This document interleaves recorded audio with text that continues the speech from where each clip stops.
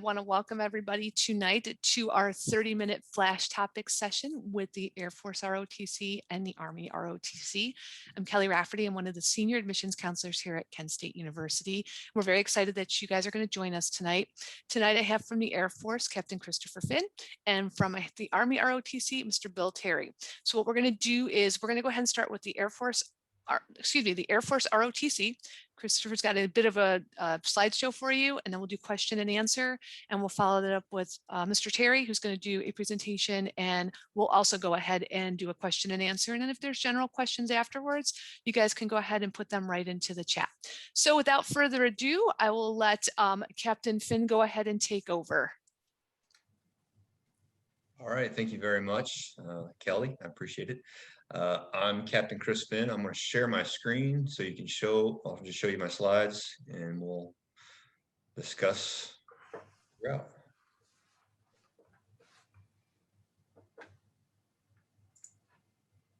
All right, so can you see my slides? I'm going to go with a yes. Yes, we can. Okay, so like I said, Captain Christopher Finn. I am an aircraft maintenance officer by trade. I've been in the Air Force for a little over 18 years. I did 9 years enlisted service and then 9 years as an officer. My last assignment was down in San Antonio, Texas, and an instructor position came open here, and I volunteered for it, and I was selected. So now I am the recruiting officer here at Kent, as well as the freshman level instructor for all the incoming freshmen this year.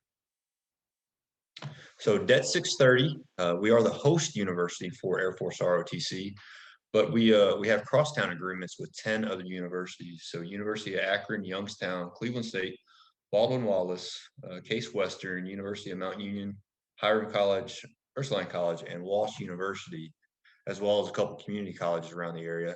So what that means is students, their main courses are at those universities, but they take our Air Force ROTC classes through Kent.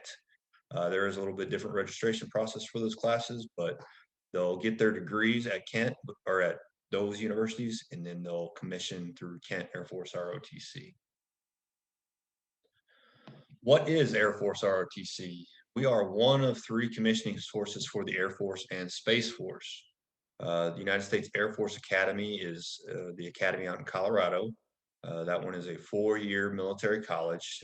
Difficult to get into, good education, but it is seeks a congressional nomination and then an appointment to get into the university. OTS is generally geared towards OTS, or people who are towards prior enlisted or members who already have their degree and then can just go straight into boot camp. It's a 13-week program, and then after that you would get your commission. And then there's Air Force ROTC, which is us, which is a 4-year program, 3 to 4 year program, where you would get your bachelor's degree at a select university like Kent State. And once you graduate, you commission and go into active duty Air Force or Space Force. While you're in the Air Force ROTC program, your main job is to be a good student. And that's what we push for. If you don't graduate and get good grades, then you can't be a commissioned officer. Say graduation, student is your primary job. The requirement is to be part of a university that has an accredited bachelor's degree. Kent State and the crosstown universities all have that. The commissioning requirements is that you become a U.S. citizen prior to commissioning. We do have a few students that have dual citizenships, but one of the requirements is that you would give up one of your citizenships and just become a U.S. citizen. The DOBMER, which is a Department of Defense Medical Evaluation Review Board, or just a physical, is where you would go get your physical through a DoD-sponsored doctor, and they would just check you out, go through your records, and make sure you're qualified physically for military service. You would also need to attend and complete all of our academic classes, which would be, if you do a 4-year program, it's 1 per year or 1 per semester. And then physical fitness assessment, you would have to complete a 1.5-mile run, 1-minute timed push-ups and sit-ups, as well as a body fat and weight assessment every semester. The Air Force Officers Qualifying Test, which is the ACT or SAT basically, but geared more towards military and Air Force service. Complete field training. This is completed between your sophomore and junior year, 2 weeks boot camp basically in Camp Shelby, Mississippi, and 2 weeks to judge your leadership ability, your followership ability, and how you handle stressful situations. And then finally, throughout your Air Force ROTC career, we expect you to demonstrate effective leadership traits. So we're looking for that throughout. Our expectations, we expect our cadets to live the Air Force core values. We have 3 of them: integrity first, service before self, and excellence in all we do. Integrity first, doing the right thing even when nobody's looking or when everybody's looking. Service before self. There are going to be times where Air Force ROTC and the Air Force or Space Force is going to ask you to go above and beyond and do a little bit more extra work, but we will compensate you for it. And then excellence in all we do. Excellence in all we do does not mean perfect at everything. It just means that you try your hardest and learn from your mistakes. So if every one of us has failed, and I'm sure we're all going to do it again, but as long as you learn and move on, that's what we're looking for. We also want you to be totally fit, not just physically, but emotionally, mentally, spiritually, and socially. We want you to be challenged throughout the program. We want you to embrace it and conquer it. It's going to be some trying times, but we're there to help you get through it, and we're going to make you a better leader because of it. And also, we're going to prepare you for the future. Air Force ROTC, we want you to, like I said, we want you to be a great college student, but in your final semester and throughout the program, we're going to prepare you to be the best commissioned officer you can be. Here is the cadet progression. So as a freshman and sophomore, as long as you haven't signed a contract or accepted a scholarship, these first 2 years, you're just testing out the program. If you decide you do not want to be part of the program after your either any point in the freshman or sophomore year, you are free to go, and we'll help you out wherever we can. If you do earn a high school scholarship, which we'll talk about in a little bit, here between your freshman and sophomore year, once you make it past your freshman year, that's where you would owe the Air Force some time because the Air Force is going to be paying for your school. If you do not accept a scholarship or did not receive one, after you graduate field training, when you contract is when you would start receiving funds from the Air Force. And at that point, that's when you would owe the Air Force a little bit of time. And as you can see here, these are the courses for your freshman and sophomore year. You're looking at 50-minute, once a week, 50-minute courses. Then your junior and senior year are 3 credit hours or 3 hours per week, depending on how the instructor wants to do it. Could be 1 3-hour class or 2 1.5-hour class. And then we also have a leadership laboratory, which is an hour-and-a-half class once a week where we meet, all the cadets and the instructors meet together, and we practice things like marching, customs and courtesies in different scenarios to practice leadership and followership abilities. These are some of the time commitments you can expect to see throughout Air Force ROTC. So across the board, about 3 hours of physical training every week. Your leadership laboratory, your freshman and sophomore years, you'll be more of a, you just show up to class and go from there. So about an hour and a half. But as a junior and senior, you'll be leading the class, and it takes a little bit more time commitment, 2.5 hours. Academics, like I said, 1 to 3 hours. Each cadet will also receive a position throughout their Air Force career, so have a job, leadership position. And as you progress through Air Force ROTC, that time commitment can grow a little bit. Anywhere between 1 to 6 hours is about standard. As you can see here at the bottom, 6.5 to 13.5 hours per week is what you can expect, but each individual may experience different. Some of the career opportunities throughout the Air Force. With a 4-year active duty service commitment, you're looking at careers like intelligence, public affairs, medical acquisitions, maintenance, security forces, or cyber operations. The 4-year commitment is due to the length of training that you would receive to get those jobs. You probably 4 to 6 months worth of training, so you would still have 3.5 years of commitment and time that you could provide back to the Air Force. The 6-year active duty service commitment are the longer training schools up to about 2 years. Your combat system officer, air battle manager, combat rescue officer, air liaison officer, and special tactics officer. These are the special forces in the Air Force. Lengthy training, a little bit more time commitment. And then finally, anybody who wants to be a pilot or a remote piloted aircraft pilot, that's about a 10-year service commitment just due to the amount of time and money invested in you for training. The scholarships that are available. The high school scholarship is one that is available to high school students in their senior year. You would apply for this during your first semester or first quarter as a senior. And the deadline for this year was January 14th to apply. So that is no longer in play. But the in-college scholarship is for freshmen and sophomores. Cadre will look at GPAs, how you do in the class, how you do your PT or physical fitness. And based on those things, we will nominate cadets once a semester. It is fairly competitive. We've only received one nomination per semester for the past 2 years. So very competitive. Detachment 630 specific. Kent and University of Akron both provide room and board scholarships for our cadets that want to live on campus. And then host universities, some offer tuition waivers and matching. The STEM scholarships for KSU and UA, and college specific for some of our crosstowns. Like I said, the high school scholarship program is highly competitive. 80% technical degrees receive scholarships and 20% are non-technicals. It's for the type 1, you get 4-year full tuition fees uncapped. Type 2 is 3 or 4 years tuition capped up to $18,000. And then type 7 is a 4-year uncapped at an in-state tuition. And then most of our degrees are 5-year degrees, but the Secretary of the Air Force has approved some 5-year engineering degrees. So that is an option as well. These are the information. This is the numbers for the in-college scholarship. 18,000 per year for type 2, tuition capped at 9,000 per year for type 3, and 3,000 per year for a type 6. And with the in-college scholarship, you must complete at least one semester with Air Force ROTC to be considered.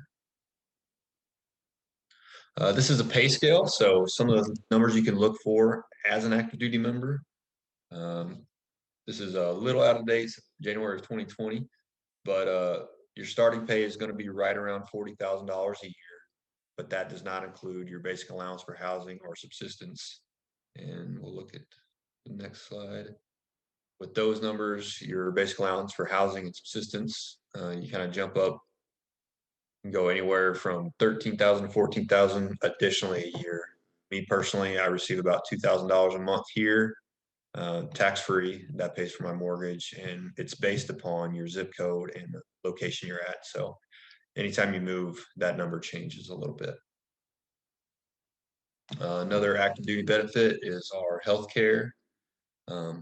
That's a huge bonus. You can go into any doctor on base, any dentist on base, do whatever issue you got taken care of, and you'll get a $0 bill at the end. We also have little to no cost for family members. We have a service members group life insurance, which is you can get about $400,000 worth of coverage for about $27 a month, which is great if you've looked at that into the civilian world. Being in the military, our training is slightly hazardous, and chances of us going to war, it is there, and it's just inherently dangerous. So to make sure that your family's provided for, that benefit is out there for you. Leave is another benefit, or vacation days. You start out with 30 days of vacation a year. You can save 60 to 120 of those if that's what you choose to do, but plenty of time off with your first year. And then our retirement system. Right now, we have a blended retirement system where the Air Force will match up to 5% of your base pay into a 401k of your choosing. You get to pick where it goes. But a great benefit for somebody who doesn't plan on making this career. If you do 4 to 8 years and you put some money away, the Air Force matches it the whole time. Before, with 50% retirement, you just walked away. Now you'd have $40,000, $50,000, $60,000 set aside, and the Air Force will match you for that. While you're on active duty, you can also receive tuition assistance. This is how I pay for my master's degree. The Air Force covered every cent of it. And then also your post 9/11 GI Bill is another benefit you receive. I did not need this benefit, but I was able to transfer it to my son. He is 3, and he has his college paid for wherever he wants to go. So not a bad benefit to have. All right, that concludes my portion of the briefing. I don't know if I'm going to take questions or if I want to pass off to Mr. Terry.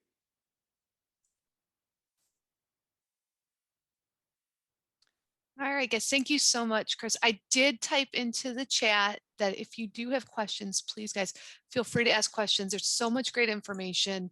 And what I can do too is I'll put my information, my contact information in the chat. So if you do think of something down the road, I'm happy to get it to either Captain Finn or to Mr. Terry.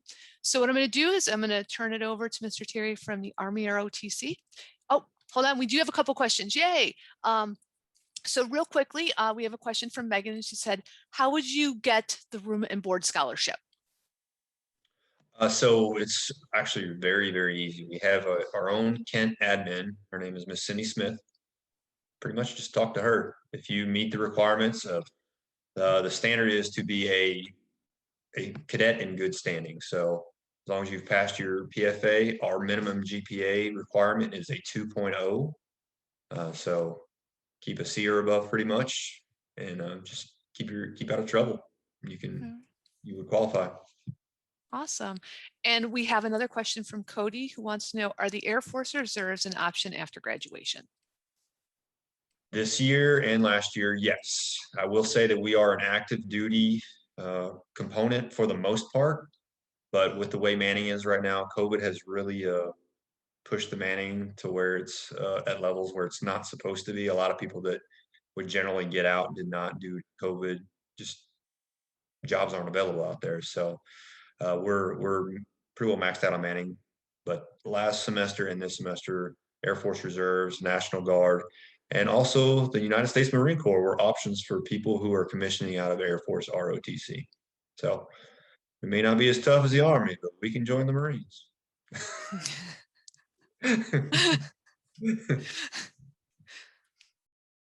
All right. So what I'm going to do is I'm actually going to turn it over now to Mr. Terry. Please keep your questions coming. I promise that we will get to them after the Army ROTC presentation. So now I'm going to turn it over to Mr. Terry, who's going to tell you all about the Army ROTC. So off to you, sir. Thanks, Kelly. Can you guys see my slides?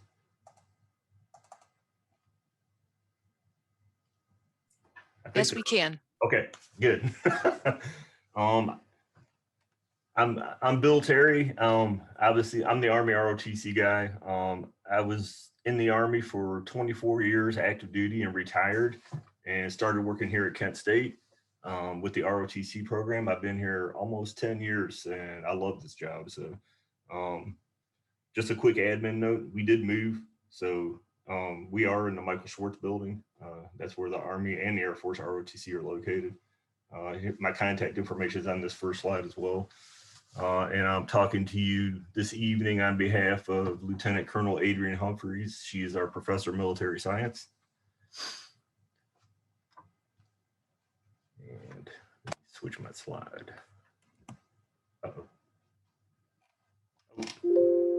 There it goes. All right, this is a quick agenda, what I'm going to talk about. I purposely left my slides kind of vague because I want you guys to ask me questions, because I think you get a lot more out of it. So as I go through the slides, you're going to see a lot of similarities between Air Force and Army. The ROTC program in general is a commissioning program, for the military in general. So you have all branches: Army, Air Force, Navy, also the Marines, but they go through Navy ROTC, but that's another topic of discussion. What is ROTC? So it's an acronym. It stands for Reserve Officers Training Corps. It's leadership training for future Army officers. Very similar to Air Force, it's one of the 3 commissioning sources. Army ROTC actually produces the majority of the officers for the Army. It's offered at most universities and colleges. and it's basically in the form of college courses. So in a nutshell, ROTC is basically a college course that you take each semester along with your regular major. Cadet progression through Army ROTC. So here's kind of a breakdown of a normal progression would be a 4-year student, college student. Your first year is kind of an introduction to the Army and to some of the way we do things, our physical training, our drill and ceremonies. And also on this slide is the course numbers that are associated with each year of Army ROTC. And again, similar to Air Force ROTC, you can take the first 2 years of Army ROTC with no obligation or commitment to serve in the Army whatsoever. It's open enrollment, and we actually encourage students to take the class, to kind of learn about it a little bit, and kind of broaden your knowledge and your experience while you're here at Kent State.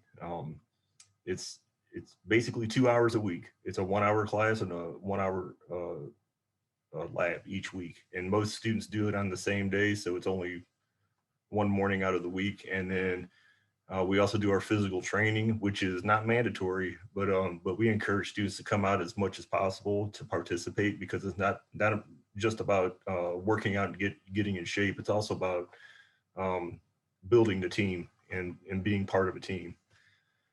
So as you progress through your second year, there are some summer training requirements. Our basic camp, you'll see there between your sophomore and junior year. Traditionally, that is for students that did not take ROTC their first or second year. They would go to the basic camp to get credit for those first 2 years of ROTC. So it's not what some people refer to as basic training. It's ROTC basic camp, and it's a condensed version of the first 2 years of ROTC to make you eligible to come into your third year of ROTC. During your junior year, that's when you have to decide if you want to make a commitment and serve in the Army once you graduate from college. We normally give students to the end of that fall semester, so their first semester as a junior, to make that final decision. And then if you decide that ROTC is not for you, then you would not be able to continue on past that. If you do decide to continue on past that, then once you complete your spring semester, you would actually go to another summer training course, a 4-week course at Fort Knox, Kentucky, that is mandatory. And it's a formal leadership evaluation of what you've learned at your program here at Kent State, and it's an outside evaluation from instructors from other schools throughout the country, and you'll also be attending it with all Army ROTC cadets from all around the country. So once you complete that, you'll actually come back and do your final. It's actually your last year is actually your easiest year, believe it or not. So you'll come back, you'll work directly with the professor of military science to kind of fine tune and hone your leadership skills and prepare you to take your first position as a brand new second lieutenant in the United States Army once you graduate from college. Here's some key events that we do. These are outside the normal class and lab that we typically do on a weekly basis. We'll do formal fitness testing, normally a few times per semester, at least twice, once at the beginning and once at the end to kind of show your progress. But we'll also do some in between there as well. Our field training exercise, we do that locally here at Camp James A. Garfield, which is about 30 minutes east of here. It's an Army Reserve, Army National Guard training base. And there we actually put into practice a lot of the military tactics and some of the things that you'll learn in class and during your labs on campus. It's normally over a weekend. We'll normally leave on a Friday afternoon and come back on Sunday. And we do one of those per semester. The combat water survival training, Sounds pretty scary, but it's not. It's basic skills, how to tread water and how to swim with your military equipment on. And I guess it's more fun for the instructors because we blindfold you and we throw you off a 10-meter high dive platform. So, but it's actually fun. It's kind of scary at first, but once you do it, it's pretty fun. We'll do an awards breakfast. We have a lot of outside organizations or Army supporting organizations that offer awards to our cadets. And this is where we also recognize our cadets for outstanding performance, either at summer camp or serving in key leadership positions on campus, and some other cadet ROTC cadet specific awards. And we'll also do a military ball, and it's exactly what it sounds like. Everybody gets dressed up. We go out to dinner, dancing. You get to show off your nice, bright, shiny uniform and bring a date. So it's a fun time. And then obviously the culminating event each year is the spring commencement, and when we get to commission all our new second lieutenants in the Army. So we obviously, since due to COVID, it hasn't been as grand of an affair, and it's been virtual. But hopefully we'll get back to in person, because it is a really good time for not only all the cadets in the program, but all the family members, and it's just a really good event to go to. Summer training opportunities. Now, these opportunities here are for students that have actually made a commitment in what we call contracted. So you're actually contracted by ROTC to serve in the Army once you graduate. And for that, you kind of have an advantage. You get to go to some of our Army schools, before you actually join the Army. So Airborne School is our parachutist school. We'll send cadets down to that. Air Assault School is where you learn basically sling load operations and rappelling. So you get to rappel out of a helicopter. You learn how to rig up equipment to be airlifted by Army helicopters. The cultural immersion program, that was kind of put on hold, but we used to send cadets all over the world to, and a lot of times it was either to go to the equivalent of another country's ROTC summer camp, or work on humanitarian efforts all over the world. If you're a nurse major, we also have a specific nurse summer training program. We'll send you to an Army hospital all over the world, depending on what allocations are available during that summer. That's a great opportunity as well. And you also get clinical credit through Kent State for that experience as well. And then cadet troop leadership training is, we actually put you in an active duty Army unit for about a month over the summer, where you get to actually shadow an officer and work with that unit and see how they, see what they do on a daily basis. So that's also a really great program. All right, scholarship requirements. So, excuse me. So very similar to Air Force ROTC, we offer high school scholarships and campus-based scholarships. So the high school scholarship program, it's a national program, and you can actually apply for that starting the end of your junior year in high school, going into your senior year, very similar. And you can actually get awarded up to a 4-year scholarship. Campus-based scholarships are normally 3-year scholarships. They normally start at the beginning of your sophomore year. On occasion, we do have additional funding to actually bump those up to 3.5 years, so they can actually start your spring semester of your freshman year. The minimum requirements is obviously you have to be a U.S. citizen. A minimum GPA 2.5, ACT or SAT of either 19 or 1,000, and then you also have to meet all the military standards. We have height, weight, body mass index standards, have a qualifying medical physical, and pass the Army fitness test. The benefits of our scholarships, they pay full tuition and fees. Like I said, normally they're anywhere from a 2-year to a 4-year scholarship. You also get an additional $600 per semester for textbooks. And once you're contracted, whether on scholarship or non-scholarship, you still receive your cadet monthly stipend of $420 a month. So that's a basic benefit for all ROTC cadets that actually make the commitment to commission as officers. We also have additional funding to give out room grants. We actually the room and board grants, we break them up to offer more incentives to more students. The basic requirement for these is you just have to be enrolled in ROTC class and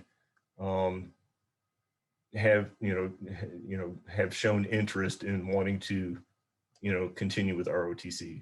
You don't have to make an obligation. You don't have to make any kind of commitment, but as long as you show interest in the program and you participate, it normally involves at least coming to some of the physical training sessions. So those are the ones that are normally more competitive to receive any of these grants. Some that actually do more than just come to class. And that also includes partial tuition scholarships, anywhere from $500 to $1,500 per semester. Now, regular scholarship retention is you have to maintain a minimum 2.0 cumulative GPA, and you must maintain a 3.0 GPA in your ROTC classes. You have to maintain full-time student status, and you have to attend all the mandatory ROTC events. And then obviously continue to meet the standards, height, weight, and pass the fitness test, and stay out of trouble. I think that goes without saying. So through the Army ROTC program, you can commission as a second lieutenant either into the active duty Army full-time, or you have the option to go into the Army Reserve or the Army National Guard.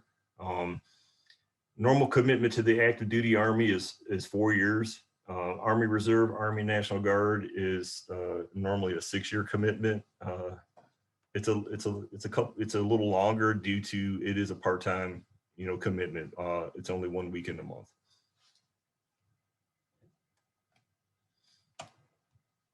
And here, this kind of summarizes Army benefits. So the starting annual salary is based on active duty, and that also includes an average housing allowance and allowance for food every month. And obviously in the Army, as you get promoted and go through the ranks, we will continue to send you to professional schools and also assist you with personal development through continuing your personal education as well. Healthcare, dental, and 30 days paid vacation per year, and obviously the promotion potential. So like I said, I wanted to kind of keep it short, and I really would like to answer any questions that anybody has. And most of the information that I talked about can be found on our website at the kent.edu/Army ROTC.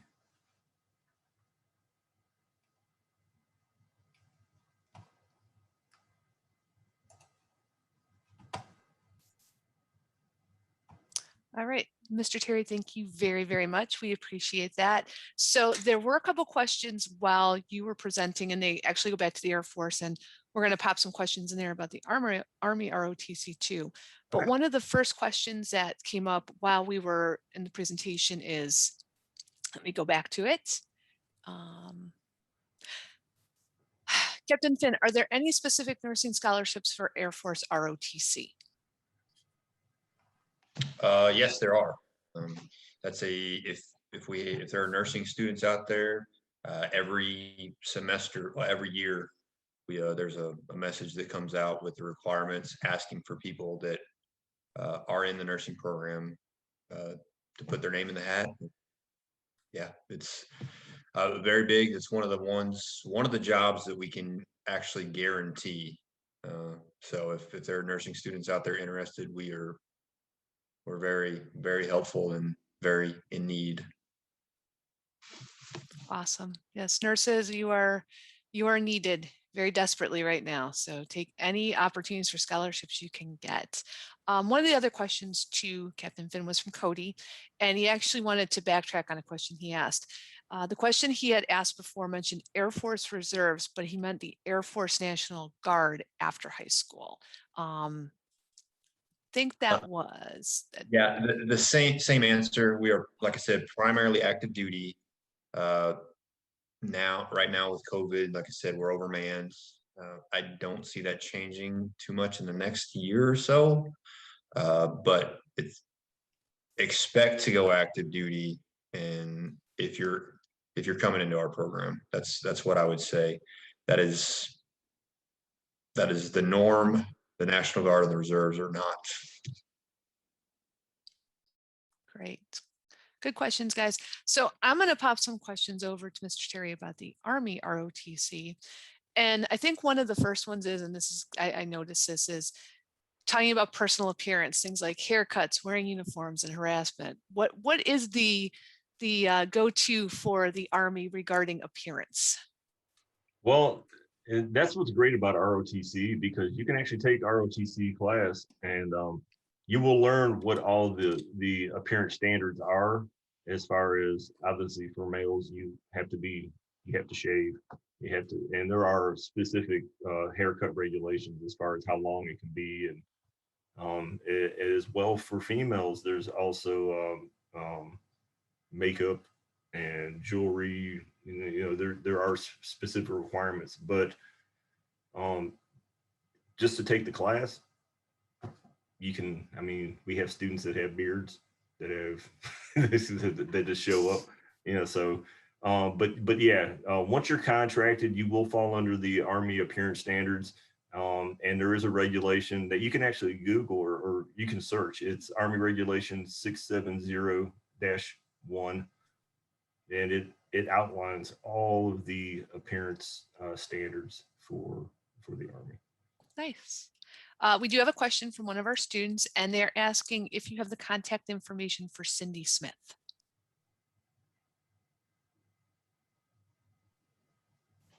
Yes, I'll put that in the chat. Awesome. A question for you, Mr. Terry, is from Carlo, and it says, can you reapply for scholarships the following year? My sophomore year, if you miss the deadline for scholarships this year due to the cancellations of ACT for ROTC. So I think the question is, were ACT, SAT scores still being taken into account because of COVID this year? I hope I got that right. Yes. Yeah, they for the National Scholarship Program, yes. For the campus-based program, one thing that's nice about it, and because it's kind of mixed, but once you've established a college GPA of 2.5 or higher, then there is no longer an ACT or SAT requirement for the scholarship. So okay.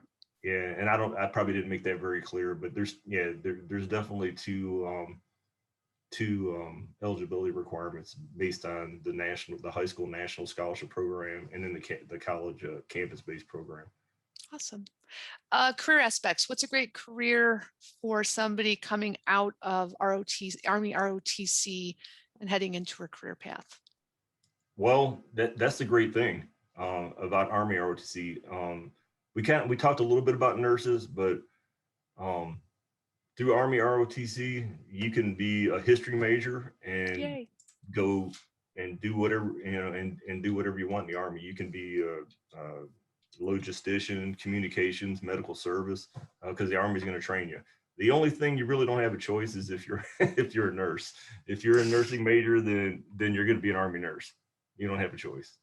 So, but other than that, a lot of times students will want to align their major with what they go into, but the key thing to remember about being an Army officer is you're a leader, you're a manager in a career field. So you're not necessarily the subject matter expert, but you are the expert at managing your resources, your personnel, equipment, knowing your personnel and equipment's capabilities and those kinds of things.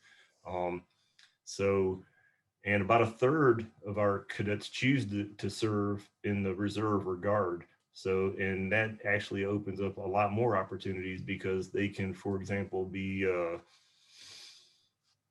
be a nurse during the regular work week, and then 1 week in a month they can go drive the tank and shoot at stuff. So, so really, it's really what you want to do. You can make it, whatever you want. So that's what's really great about the Army, because there really are limitless opportunities especially as you progress through your career. You'll have multiple opportunities to do a bunch of different things.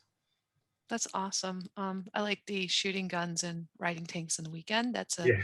great stress reliever right there, guys. I guess I want to turn over a question to each of you, and we'll start with you, Mr. Terry. Why did you choose the military? Well, it kind of goes back to a family tradition. I have a long family tradition of military service. Me in particular, it goes back to the mid to late 80s when I first joined the Army. There was a lot going on. The Gulf War, and there was a lot of things going on in South America. So I actually, depending on who, from whose perspective you look at it from, I either joined the Army at a good time or at a bad time. I hit it just right to where there were a lot of things going on throughout my career. So it was definitely pretty exciting. But obviously I wanted to serve my country, very strong feeling of patriotism. So that's what got me to look into the military service. And then, like a lot of people would say that have served a career in the military, they didn't intend to make it a career. They wanted to do it for, they wanted to serve, to give something back.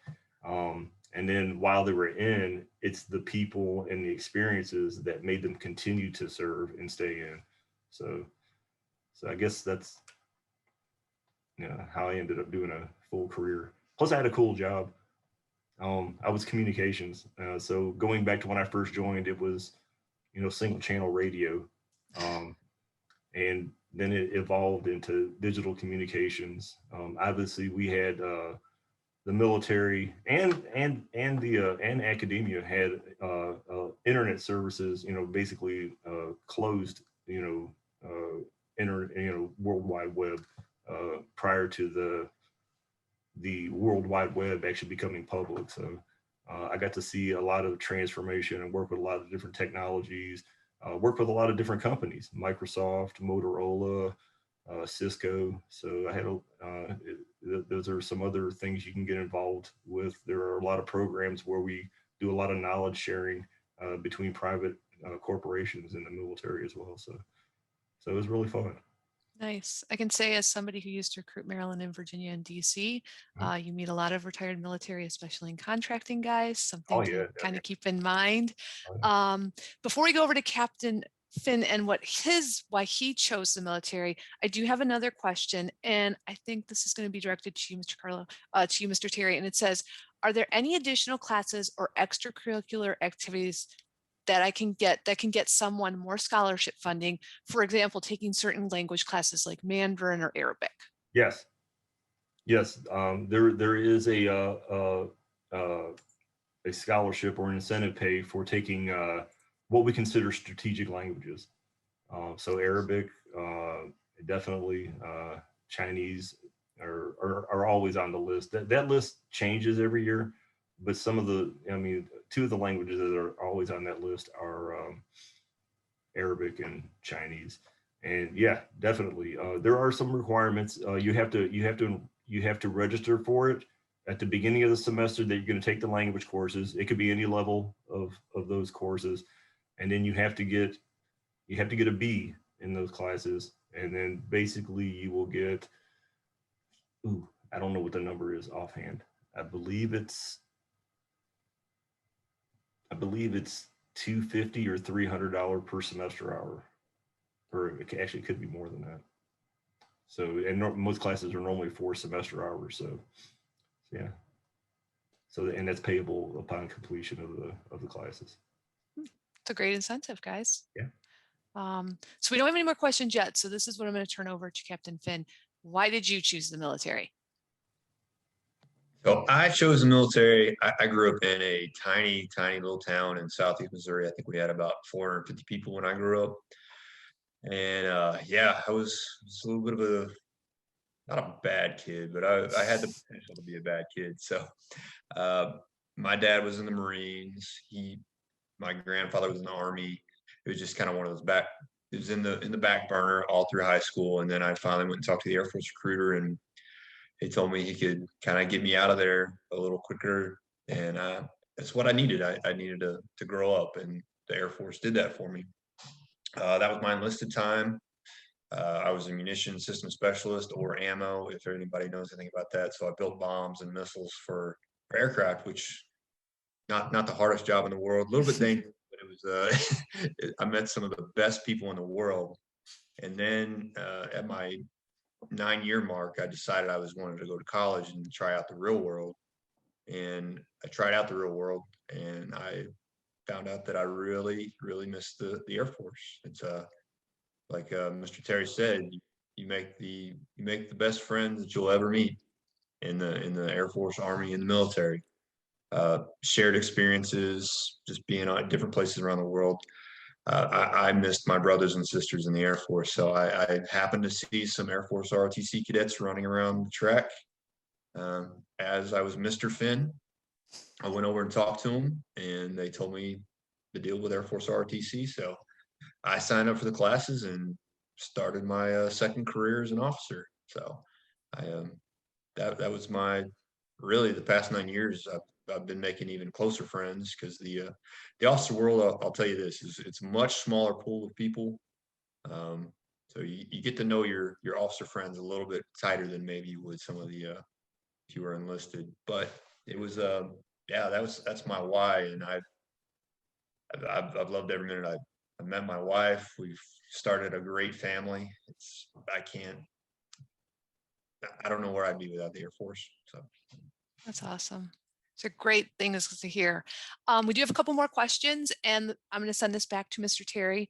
We have a question from Spencer. It says, how do you register for the language bonuses? I will most likely be taking Russian and German, both of which are critical languages last time I remember. Yeah, so basically, you need to be enrolled and contracted in ROTC. So a lot of the incentives are based on your commitment, beforehand. So, yeah, you would need to be enrolled in ROTC. You would need to be contracted, and then you could get the additional incentives to include the language scholarship. Awesome. Good to hear. So I will bounce this back to Captain Friend. This is from Cody. Can we get more details about what training would look like after graduation for a BS major in aeronautics with the pilot concentration? You mentioned 10 years commitment. So how much of that is training and how much of that is active duty? Thank you.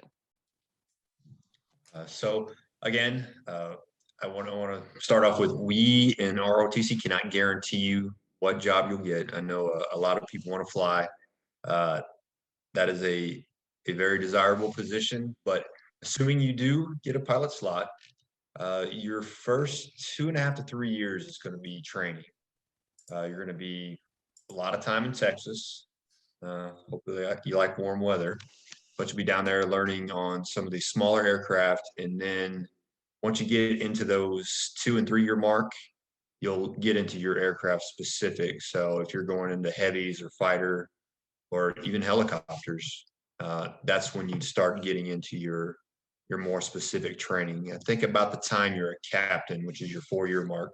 You're going to be fully qualified on whatever type of plane is your primary aircraft. And then those last remaining 6 years, you'll be flying missions for the Air Force or or Space Force for that matter.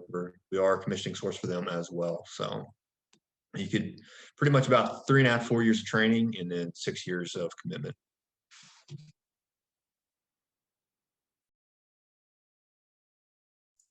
All right, thank you, sir. So we're coming up on 10 minutes to the hour. Does anybody else have any questions for us? I'll give you all a moment to think about that. And again, I want to thank Mr. Terry and Captain Finn for their time tonight. And we do have a couple more questions. So if I choose to go to law school, would I do my active duty career? Are there careers in law with ROTC? I guess we can bounce this both off both of you nice gentlemen, you know, Air Force versus Army. Yeah, obviously the military has lawyers. The Judge Advocate Corps, or the JAG. I don't know. There used to be a TV show called JAG. But yeah. Now the way it would work in the Army ROTC is there's a couple different ways. You could actually apply for what we call an education delay when you graduate with your 4-year degree, with your undergraduate degree, then commission as a second lieutenant and then go to law school.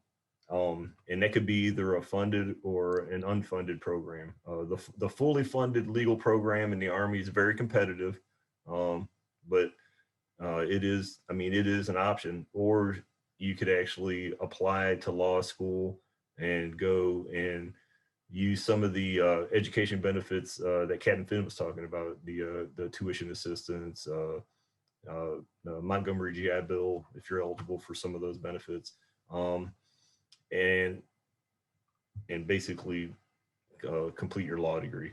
Obviously, you have to be a lawyer and pass your bar before you can actually officially change and become a JAG officer or a lawyer in the Army. But yeah, there are opportunities to do that. A lot of the lawyers are actually, they get their law degree first, and we didn't really talk about this, but there is another commissioning source called direct commissioning, and that's normally for professionals, lawyers, doctors. They're already have experience in their field, and then they apply directly to become an officer in the military. So, but there's also fully funded options for those as well. Nice. For the Air Force, it's very similar to the Army. Right now, we have 4 law students from University of Akron. So they were already accepted into law school and were already progressing towards that way. And then they joined the Air Force ROTC program via a 2-year or a 1-year program, depending on where they were at in their law degree. And then we've also had, like Mr. Terry had said, a student who's commissioning this summer, or who's graduating this summer, but he was granted one of the educational extensions, and he is going to law school at Harvard. Actually, he's a big brain, but it's very similar to the Army. If you get accepted to law school, Air Force needs lawyers. My wife's a lawyer. She's in the reserves right now. So it's a completely possible career. Awesome. And this is going to wrap up the questions for the night. And this goes to Captain Finn. When enrolling in Air Force ROTC, do we do that before we get on campus, or we do that when we're at school? And Ms. Chair, you can answer that too for the Army. So as long as you are an admitted or a registered student with Kent or one of our crosstown students, you just sign up for our classes like a regular class. We do have on our website, you can just Google Kent State Air Force ROTC, just some admissions paperwork that you would need to do. But for the most part, we are just a normal class. So if you're a freshman, look for the 100 level classes. For the sophomore 200, junior 300, and seniors 400. And I put my contact information in the chat, so you can contact me and we can get you squared away on which classes you need to take and when. Awesome. Yeah, same thing.